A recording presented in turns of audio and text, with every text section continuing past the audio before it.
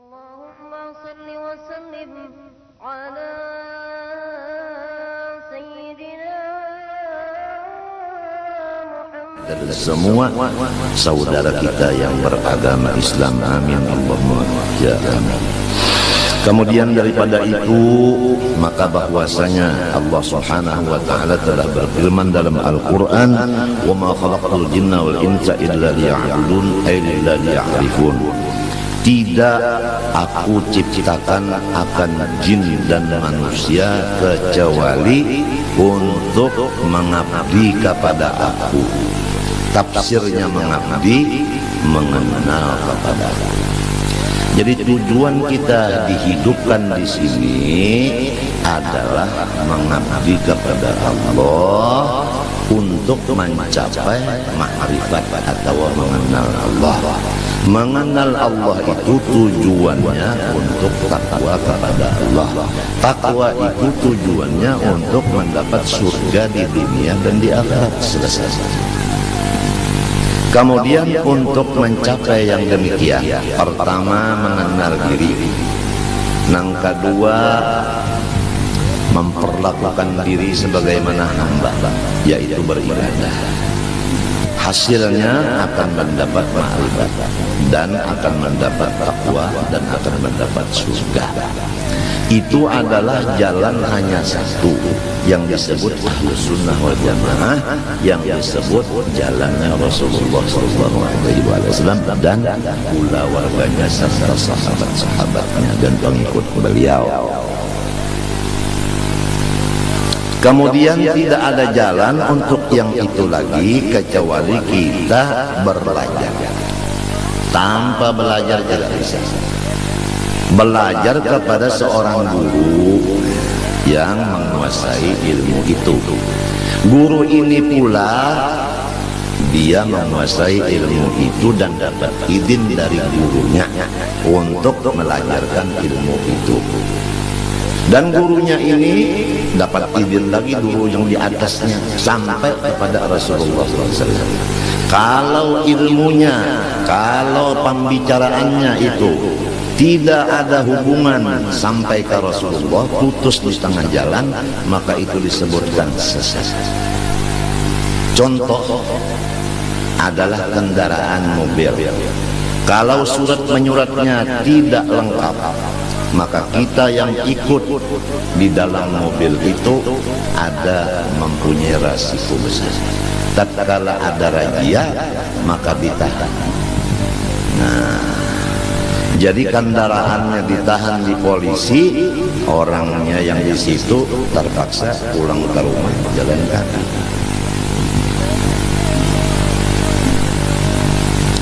Jadi harus orang-orang yang menjadi pemimpin masalah agama, terutama masalah ma'rifat kepada Allah, yaitu mengenal diri ini, harus orang yang menguasai ilmu agama betul-betul, yang berdasarkan Ahlus Sunnah wal Jamaah dan dapat izin dari syekh yang di atasnya. Kalau tidak, mohon melimpah daripada mobil itu ke mobil yang dijamin selamat.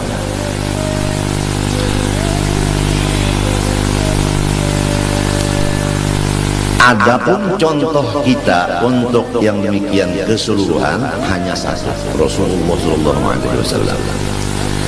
Jadi bagaimana Rasulullah SAW umpamanya sholat? Beliau sholat itu mengatakan adalah khusyuk, dan beliau melaksanakan khusyuk karena perintah Allah supaya sholatnya khusyuk. Qad aflahal mu'minun walladzina hum fi shalatihim khashi'un. Orang beriman itu beruntung. Tandanya nomor satu khusyuk di dalam sholat. Khusyuknya Rasulullah dalam sholat, coba kita belajar kepada guru. Guru itu belajar dari gurunya, dari gurunya sampai kepada tabi'in. Tabi'in ini belajar prakteknya. dengan sahabat. Sahabat itu mempraktikkan apa yang dipraktikkan Rasulullah. Jadi sholat itu tidak bisa dilajarkan dengan mendengar-dengar begitu. Harus belajar praktiknya dengan orang yang sudah selesai belajar praktik. Bukan teorinya aja, bukan. Cara Rasulullah mengangkat tangan gimana? Cara Rasulullah meletakkan tangan di mana? Gimana? Cara Rasulullah meletakkan dua kaki waktu berdiri, waktu sujud gimana? Itu cara mata Rasulullah, letaknya kemana tujuhnya? Itu cara bacaan Rasulullah gimana? Hati Rasulullah gimana? Itu harus dikuasai. Misal contoh sholat. Nah, sekedar kita mencontoh sholat sebagaimana Rasulullah yang diajarkan beliau, shollu kama ra'aitumuni usolli, kamu sholat lihat sebagaimana saya. Tentu yang dilihat itu yang zahirnya dulu. Kalau yang zahirnya sholatnya udah lain, pakaiannya bukan seperti pakaian Rasulullah waktu sholat, mengangkat tangannya bukan seperti Rasulullah, bacaannya bukan seperti Rasulullah, ruku' i'tidal bukan seperti Rasulullah, bacaannya bukan seperti Rasulullah, udah nggak bisa dia mengenal diri. Otomatis dia tidak bisa mengenal Allah. Otomatis dia tidak bisa mengajar orang lain untuk mengenal diri dan mengenal Allah. Otomatis tidak bisa mencapai takwa kepada Allah. Otomatis hidupnya sengsara.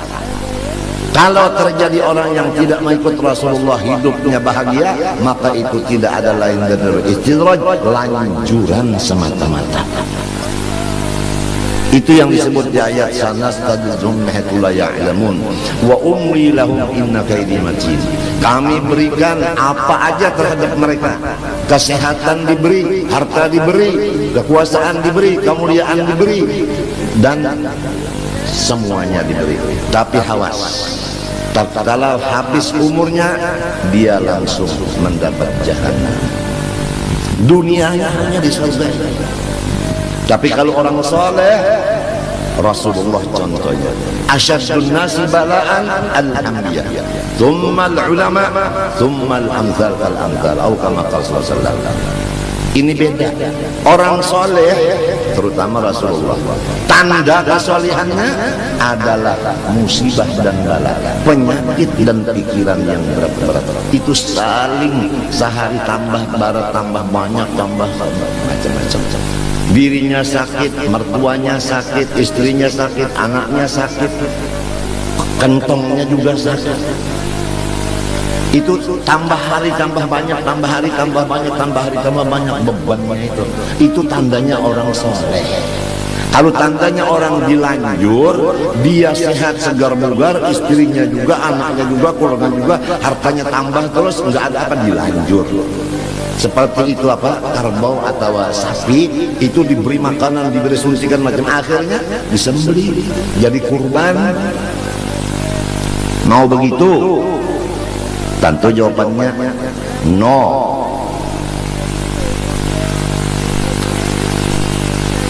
Jadi jangan berbahagia, berbangga orang yang sehat, karena banyak kesehatan itu yang menjadikan lanjuran. Dan jangan bersedih orang yang sakit, karena di sakit situlah dekatnya kepada Allah. Manusia berbicara seenaknya karena dia belum sakit. Coba kalau terkadang dia sakit, gimana? Apa sanggup bicara begitu? Tatkala pulusnya udah habis, badannya sakit, istrinya sakit, mertuanya sakit, ibunya sakit, bapaknya sakit, anaknya sakit. Di sini ketahuan apakah dia hamba Allah ataukah dia hamba nafsu. Marah enggak? Sabar enggak? Ridho enggak? Nah di sini. Jadi kalau orang itu ibadah, dapat bala musibah, orang yang tidak ada ibadah itu Masya Allah meningkat keduniaannya. Kadang-kadang akhiratnya juga meningkat pada lahirnya.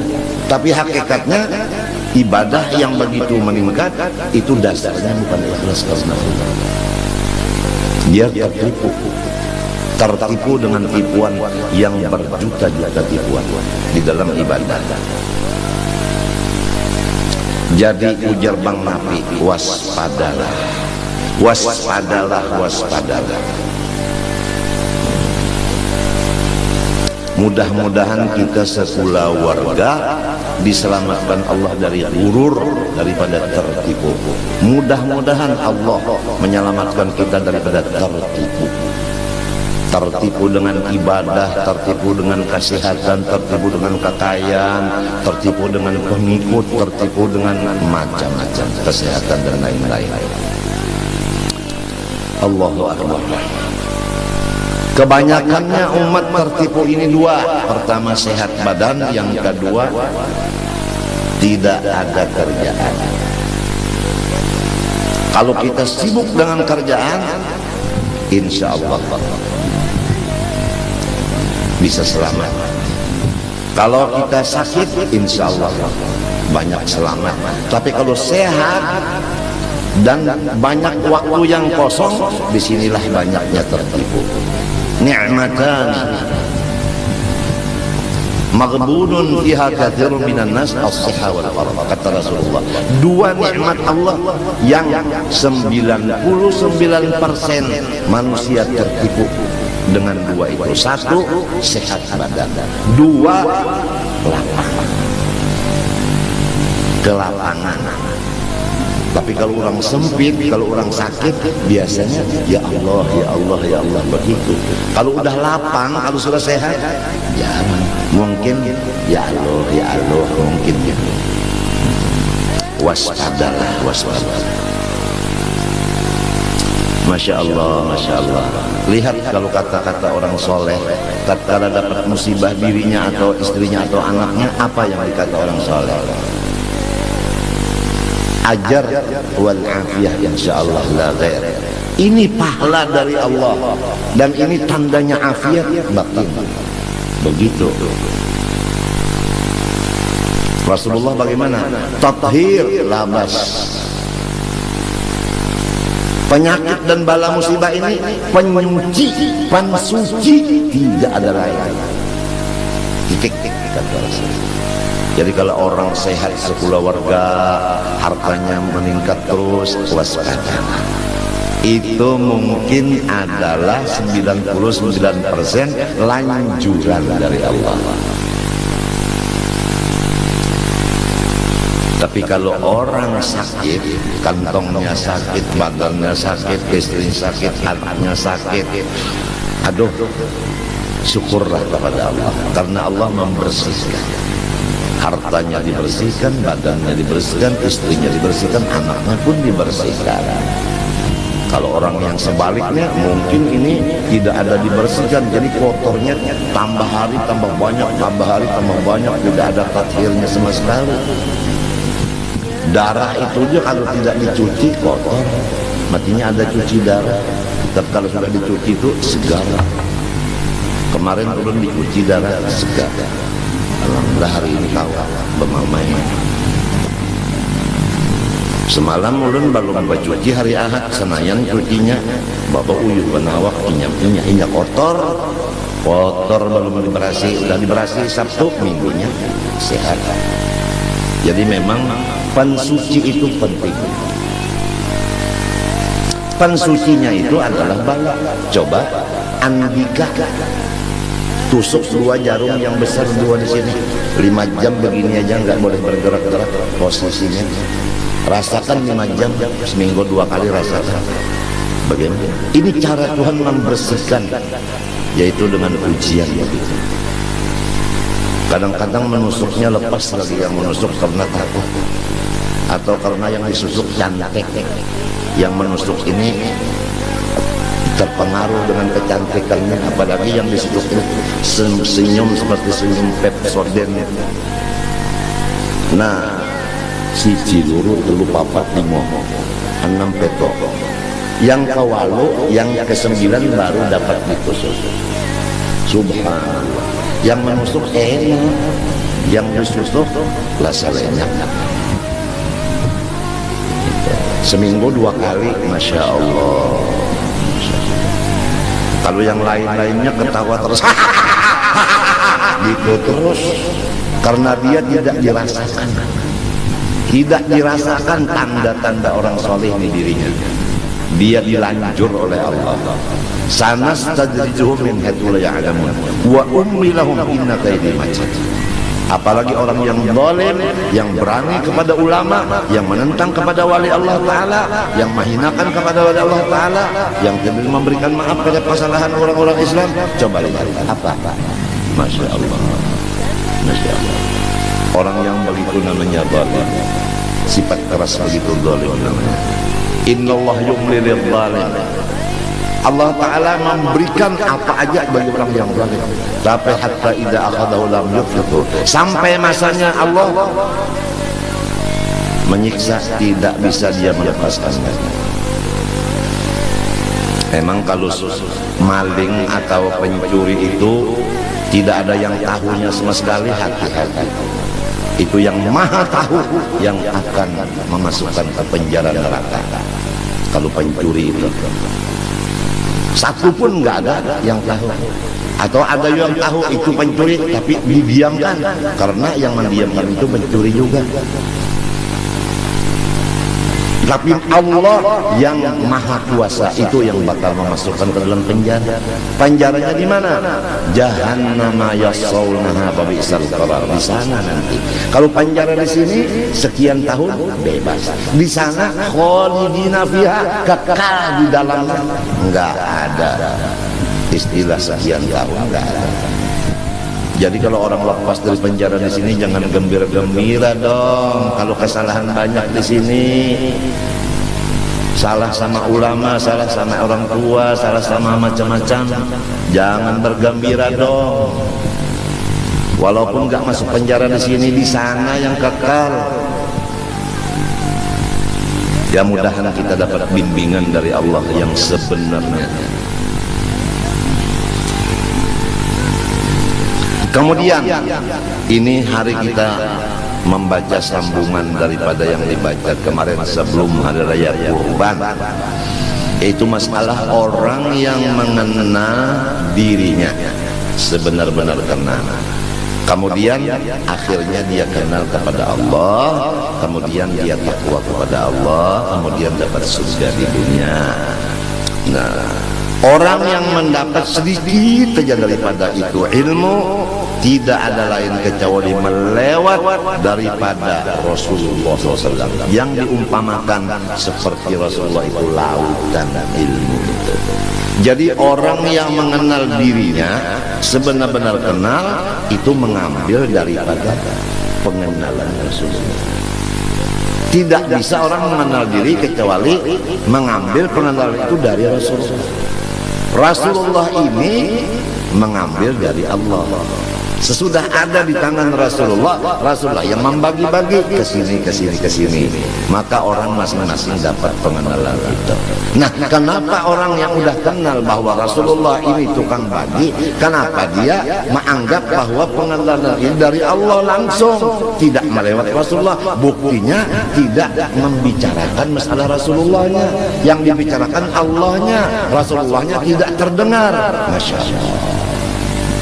Mana bisa kita dapat ayah tanpa kakek duluan? Paham? Nah, kenapa kita mengingatkan kakek, ayah ditinggalkan, sedangkan kita mengambil dari ayah bukan langsung dari kakek? Itu hanya contoh. Jadi memang dari Allah, cuman lewatnya lewat Rasulullah. Betul nggak? Betul nggak?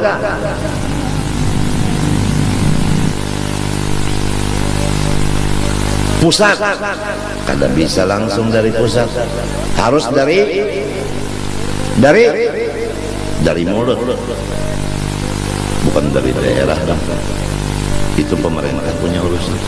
Pusat itu mendapat hasil dari mulut. Kan pusat itu kenyang, hasil dapatnya dari mulut, makan. Mulut ini hasil dari mana? Dari kaki. Tahu? Kaki itu di bawah. Dari yang di bawah, mulutnya dapat. Mulut mengirim ke pusat. Jadi pusat harus ingat dengan si kaki ini yang di bawah ini. Jadi kita kalau udah alim jangan lupa dari guru yang asal melajari A, B, U, A, E, U. Itu jangan lupa sama guru yang awal itu tadi. Ini udah mengaji alim lupa sama gurunya yang melajari A, I, U. A patah A kasrah I, A dhamma U, A, I, U. Bapak haba, bapak habi, babi haram.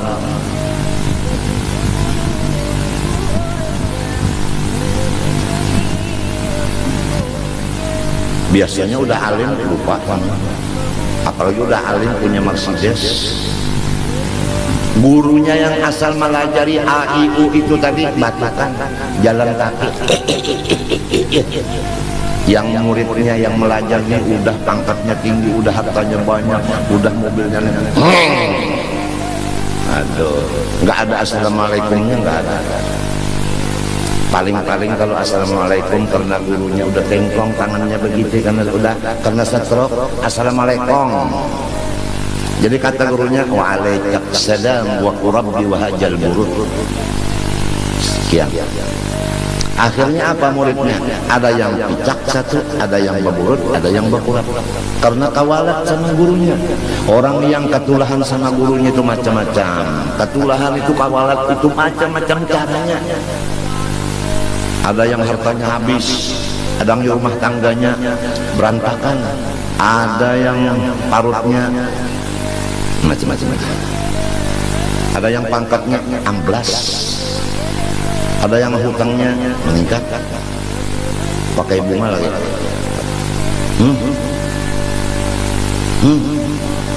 Carilah bank yang menguntungkan, jangan bank yang terusannya kerak, bangkrut.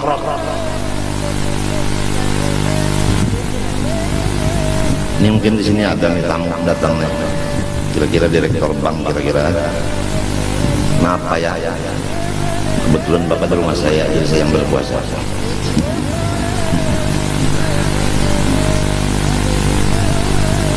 Kita harus ingat Indonesia dan dunia semuanya miliknya Allah.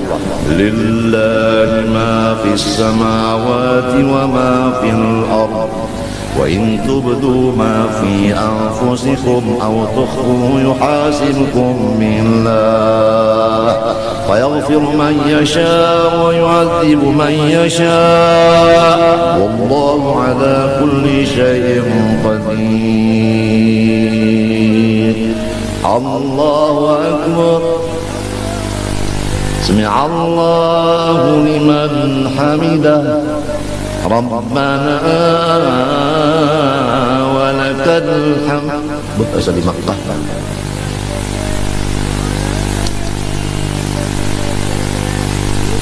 Apa kata Allah?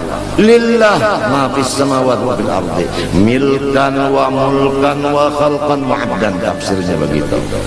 Yang menjadikan, menciptakan, kemudian yang mengatur, kemudian yang menjadikan hamba. Yang memiliki hanya Allah, dunia dan isinya.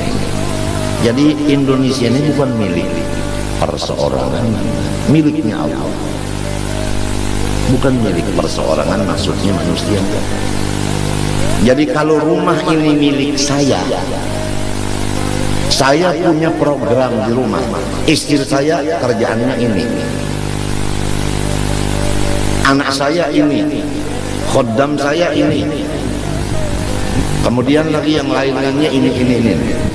Apabila satu di antaranya tidak merasakan hukum yang sudah saya programkan di rumah ini, maka saya marah. Nah, marahnya saya ini menyebabkan rumah tangga ini kacau. Jadi kacaunya negara karena Allah yang marah, marahnya Allah karena hukumnya dilanggar. Kalau ingin Indonesia dan lain-lainnya ini aman, kembalilah kepada hukum Allah. Selesai masalah. Cuma kenapa hukum Allah tidak diingini oleh masyarakat sekarang? Bahkan dianggap hukum Allah ini teror dan sebagainya. Kenapa? Sedangkan yang punya ini Allah. Jangankan dunia, diri kita aja miliknya Allah. Mau diapain sama Allah? Kapan sadarnya kita?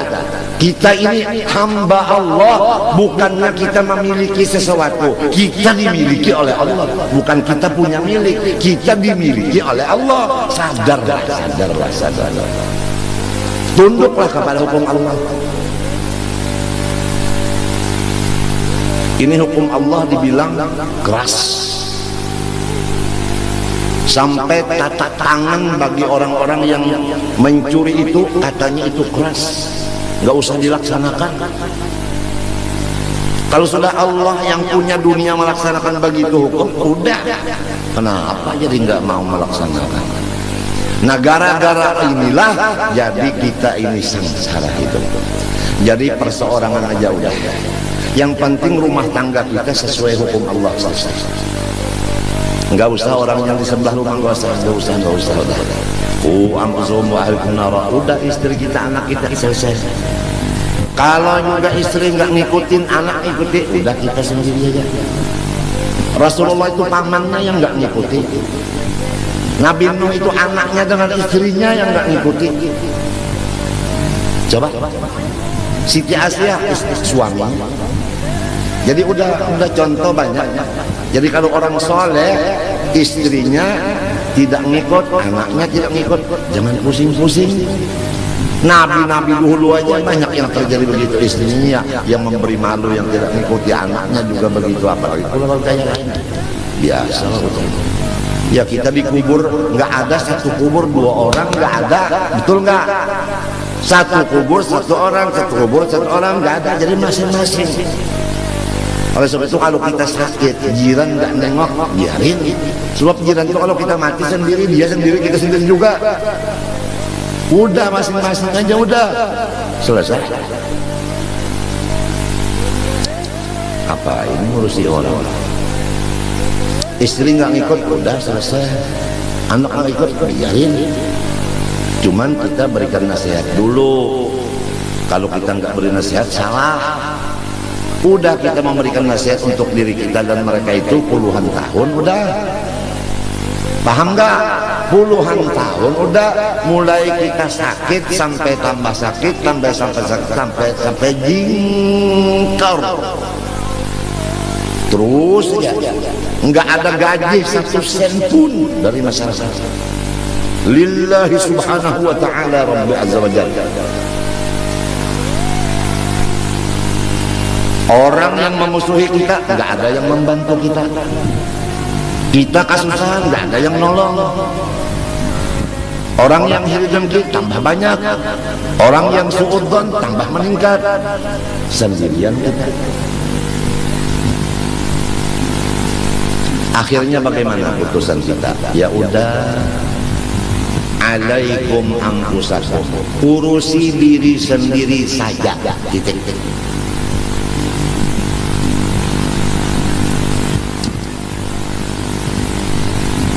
Jadi jangan lupa bapak-bapak semua yang akan menyampaikan kepada ibu-ibu dan anak-anaknya, karena bapak-bapak yang akan ditanya mengurusi istri dan anak-anak. Jadi bapak-bapak yang wajib ngaji untuk menyampaikan kepada istri dan anaknya. Jadi istrinya di rumah aja, bapaknya yang ikut pengajian. Kalau istrinya yang datang, anaknya yang perempuan datang, bapaknya, suaminya di rumah aja tiduran. Oh, tuh nantinya terjadilah yang tidak enak. Terjadi yang tidak enak nantinya. Jadi udah kembali kepada hukum Allah, perempuan-perempuan waqurna fi buyutikunna wa la tabarrajna tabarrujal jahiliyatil ula wa aqimna sholata wa atina zakata wa ata'na Allah wa rasulah innama yuridu Allah liyudhiba ankum ar-rijala al-bayti wa yutahhirakum tatheera. Perempuan-perempuan semua jangan keluar rumah. Kalau keluar rumah juga harus tutup seluruh anggota. Ittafaqal ulama, ittafaqal muslimun ala man ikhrujun nisa kashifatil wujuh. Buka kitab Itu sulam taufik. Ittifaq semua orang Islam menghukumkan, memutuskan bahwasanya wajib mencegah perempuan keluar rumah mukanya berbuka terbuka, kecuali ihram umrah atau ihram haji, itu mukanya perempuan nggak boleh tertutup. Sekarang ihramnya siang malam. Kalau keluar rumah, tapi kalau dalam kamar, buka aja semuanya sama suami. Nah, itu namanya tinju bebas.